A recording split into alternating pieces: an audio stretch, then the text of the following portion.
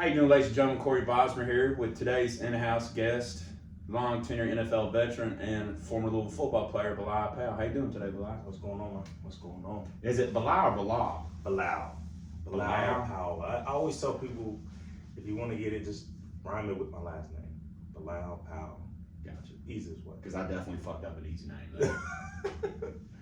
Man, so I want to start with what led to your decision of going to St. X and coaching there with Kevin Wallace and them guys? Honestly, man, it was a no-brainer for me. I got a text message from Kevin, and Kevin actually coached one of my coaches from FBU, so on my national team that we actually went down to Naples. Tyrion Clark was on his roster at Bowling Green High School. Yeah. And they had conversation, and it was one of those things where we definitely needed to link up.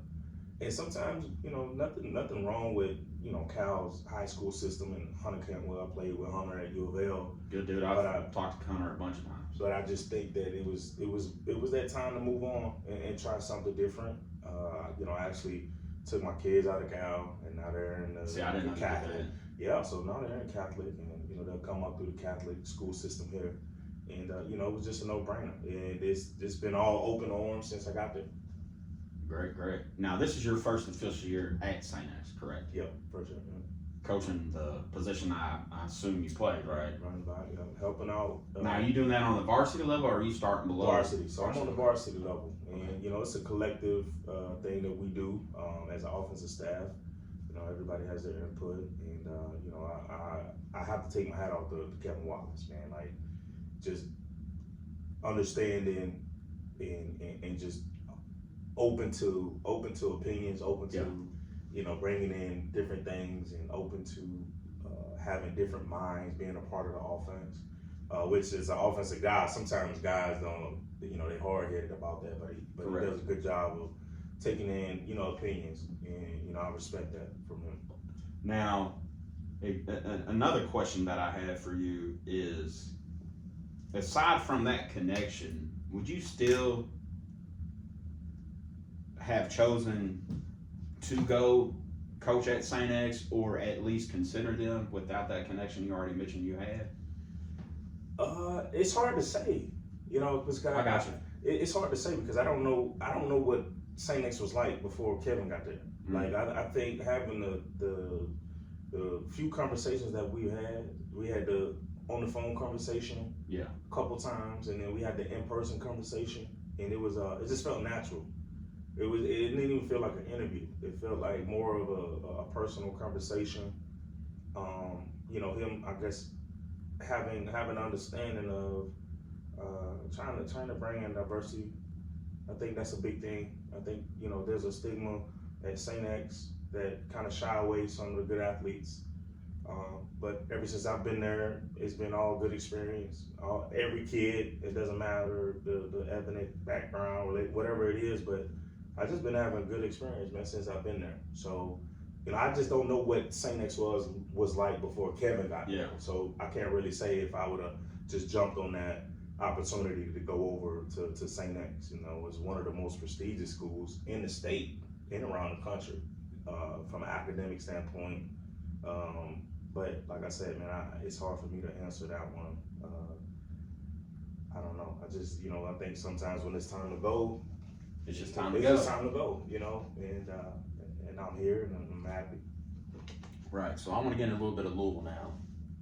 What led to your decision to go into the University of Louisville? Oh man. So because recruiting back when you were getting recruited, it's not even close to how kids get recruited now. Honestly, it's I always ask myself, would I had a college opportunity if it was really today? But I think the thing that that would have helped me out was playing in Florida. For sure. I think they look at that as one of the biggest kickers. When you're talking about the state of Kentucky and the state of Florida when it comes to football, right? But they were winning. Louisville was winning. And, at some point in time, I didn't even know who Louisville was when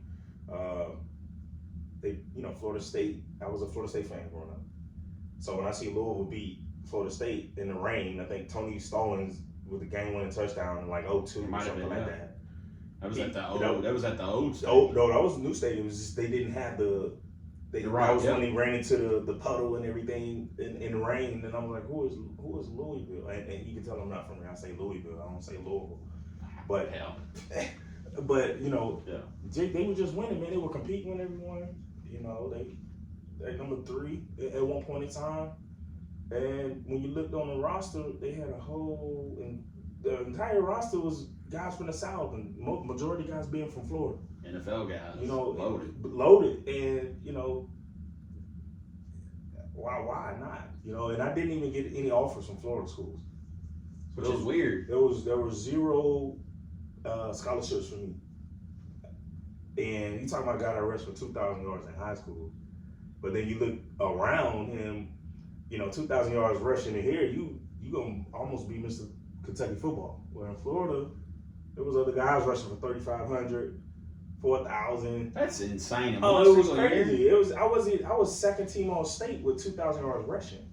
You know what I'm saying? That's wild. So that's just a level of competition to play. It was just different, you know, and you know, shoot, man, St. X. I'm sorry, Louisville came in. I'm like, why not? And I played corner. People don't know that. So I played corner my junior year.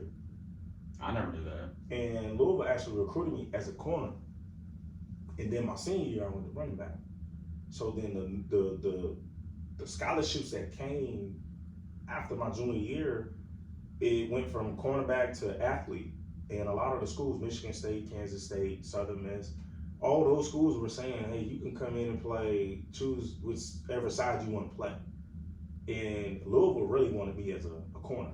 So they were just like, hey, corner, because they were loaded at running back. I mean, they were. They had some guys coming in, and I came in as a corner at Louisville. I was there for a week, and then they were like, Tony Alford was like, hey, man, I saw your highlight tape. You look like a natural running back. Come on over. I was like, I'm here. And next day, my jersey, you know, we had white jerseys. Defense had red jerseys. Yeah. I had a white jersey in my locker, and that was history. Heck yeah. So what was your time like overall for you at U of L? I had to get used to the city. I did. I came from a city of about 75,000 at the time. It's grown tremendously now since I left, but came from a smaller, you know, city, but a very competitive city. Like, you talking about just from my senior class, five high schools, and you talking about nine guys going SEC from our 07 class. You had 20 guys go Division I out of 5 high schools in my city in 2007. That's a lot. You had 6 of us that played in the National Football League, 3 years or more. So, and then 3 of us ended up playing 9 or plus. I played 9, other guy played 10, another guy played, 2 guys played 10, 1 guy played 11. That was just from that area. And, you know, it was just a culture shock for me, honestly, because you got so many different ethnicities and race down in Florida. I mean, it was just a different culture.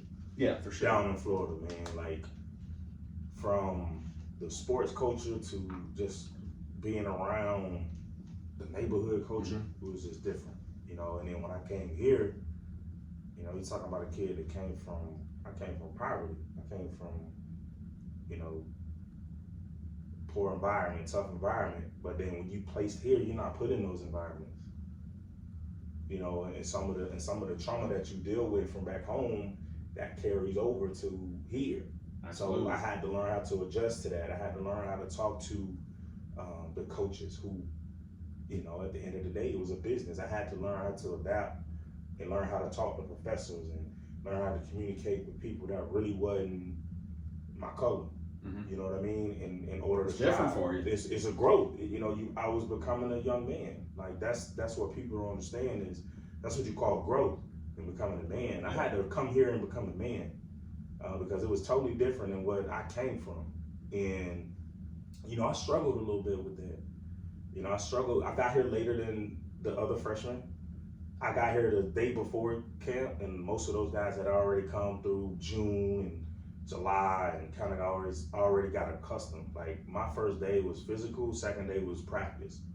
So I was thrown into the fire right in the thick of it. At 18 years old. So I come from a city where we were not friendly. You know what I mean? Like it's not. Our close mutual friend would have said the same thing. Like we were not friendly.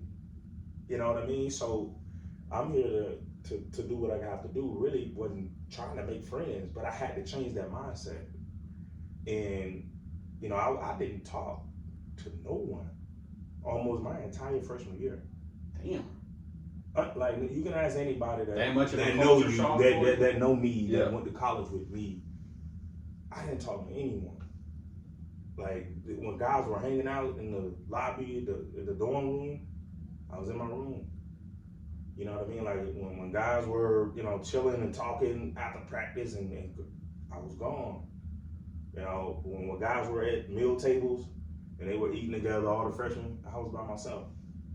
And it's a true story. Like it was just the way I was raised. Like Just didn't know how the to city I handle it. came from, Yeah. where like if I don't know, I ain't messing with you. But I had to like quickly change that mindset because I had to realize I wasn't back at home anymore. So I struggled a little bit. You know, I was homesick. I actually left practice, took off my gear, took off my helmet, left it on the field, walked off. I was on my way to my dorm room, ready to pack my stuff. And a guy who was still part of the program, Chris Morgan, he actually... Is he the guy that deals with the FCA? FCA, stuff? yeah. I know Chris. So Chris... I know of Chris. I know who he is. So Chris came to talk to me. Like, hey man, what are you doing? I was like, Yeah. I'm going home. The heck with this. I'm not, you know, Yeah. I don't know anyone. All this yelling, I wasn't used to getting yelled at. I was the man back home. Used to doing the yelling. You know what I mean? Yeah. Like, so even my high school coach, he wasn't with the yelling. Like, he knew what type of kids he was dealing with. Like, he couldn't just yell, because a lot of us didn't take that type of authority. You know, you had to talk to us certain ways. You know, and to come here and guys talk. I don't care if he was a black coach, what. You can't talk to me like that. And I struggled with that, and I had to learn that early on. And you know, coming from a winning program in Florida and then coming to a winning program in college, it was two separate things, man. Because one side was like, man, this is just like childhood fun, and the other side was business. And I had to adjust to that, and you know, I eventually ended up staying, and here I am right now, man. You know, 9 years later in the league playing. Just from that, you know, decision of staying here. Like, who would have known if I would have transferred? And it wasn't the transfer portal, right? I couldn't just hop in the transfer portal. Back then, you still had to sit a year out. You had to sit out. You had to get released, and you know. And I tried to transfer. People don't know that. I went to John George, and he said, "Go to the head coach." They didn't want to release me. Who was the coach then? Was it Charlie? Craig Thorpe. Steve Craig Thorpe, who... I like how you said that. Yeah, because I want to say more, but I'll leave it at that. We'll probably get more than that down the line. I'll come back to that guy, but he didn't want to release me. And... What's a blessing in disguise, though? It was. But still, though, I get what you're saying. He was a horrible head coach. He was a horrible head coach. And the guys he had in the building did not respond to his style of coaching and what he wanted represented. So kind of because you go from Bobby to Steve, who have two totally different, you know, angles of their program. Like Bobby was going into the slums of Florida and going to get guys and bringing them up here and putting them through his program, and Coach Crathorpe couldn't handle that, so he got rid of those Bobby guys, right? And then he was trying to bury the other guys, just like the previous coach before Jeff. You know, same situation. But you know, it's been fun. It was definitely a learning experience for me, a time of growth in my life that I can look back now and really tell someone that's struggling with homesickness that that's part of growth. That feeling that you can't explain, that emotion that you can't Yeah. quite get over. For sure. That's growth. Yeah. And if you're able to see, growth is not something that's gonna be easy. Growth is like when you get through it and when it's okay, then you know you grew as a human. You know, no matter if you're man or woman, right? You Right. grew as a human going through that time, and that's what I did. So basically, what you're saying is, one way or another, you would have found a way to leave had it not been for Chris coming to get you, to talk to you. Honestly, I was on my way out. I really was. I was like, Man, that's the first time I've ever heard that. man, I was on my way out. Listen, anyone to tell you, You got your mind made up. You got your mind made up. anyone to tell you that played with me during that time will tell you I was ready to go. Mhm.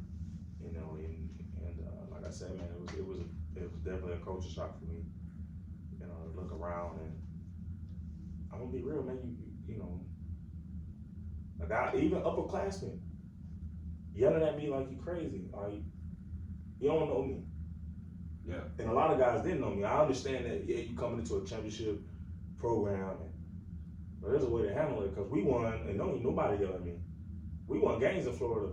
Nobody was yelling at me. You know what I mean? Like, Yeah. we handle business, but you know, you trying to yell at me and you ain't even take the time to Have a ask me my name, to have a talk. conversation. I got a problem with that. And I had to change that quick because I'm like, all right, I'm either get kicked out of school because I know what I'm gonna do, or I know what I want to do, or I gotta like really like just separate myself. And that's why I was isolated for a long time, which wasn't healthy. I isolated myself. Like I did not talk to anyone, bro. Like I had a roommate. I didn't come out the room. Who was your roommate? Vic Anderson. Damn, you didn't even talk to Vic? Damn. I mean, I didn't talk to nobody. I didn't talk to no one. Now, was Craig Thorpe your coach the whole entire time while you were there, or did you get to experience Charlie a little bit too? So Craig Thorpe was there for 3 long years. 3 very long years. Felt like 3 decades. You're not the only person that I know that played for him that put the emphasis on that, or has. 3 long years. I think the way some of those guys in Philly felt about Chip Kelly, and what they said. Man, speaking of that, let's stay on that before we get back. Yeah. Because, man, did you see what Deshaun Jackson said in that clip? I know. Deshaun said, They didn't say that. Deshaun said, fuck him. He cost me money. The way they feel I just about gotta stay Chip. on that because you brought it up. Yeah, the way they feel about Chip and the way Most guys feel about Steve. the way they publicly express it, and like I don't care because you know what really happened. And the guys who were of the caliber, like you're talking about guys that changed the franchise at that time, that era. Deshaun was one of them. Deshaun, Mike Vick, Shady. Yeah. All these dudes that had a part in changing that era when Ed Reed was there. And that's how I think a lot of guys felt about Street Craig Thorpe. And I can't speak for everyone, but I can speak for a majority. Definitely speak for yourself, You know, right? I'm gonna speak for myself. Yeah. Because there was a time that I had a meeting with Jeff Ireland with the Miami Dolphins. GM. I think I've heard, okay. He was I've the heard G- of the name before. He was the GM at the Dolphins. And I remember my entire process of, I think we were at the Combine, and the Dolphins were one of the teams that wanted to interview me. So you get 15-minute slots. Well, they give you this card, and you got all these time slots that you have with all of these teams. Some teams you go in, it's the head scout, GM, the running back coach, the court. Now you're talking about the process of the as combine. Combine. Okay. So you have to combine. You might get in there, it might just be your position coach and a coordinator. Yeah. It just depends on how much they want you, right? Well, I went up to my meeting with the Dolphins, and it was the late Tony Scarano who ended up being one of my offensive coordinators I for remember the New York Jets. He's a good dude. Tony was solid, man. Like very quiet, and he did Out of business, though.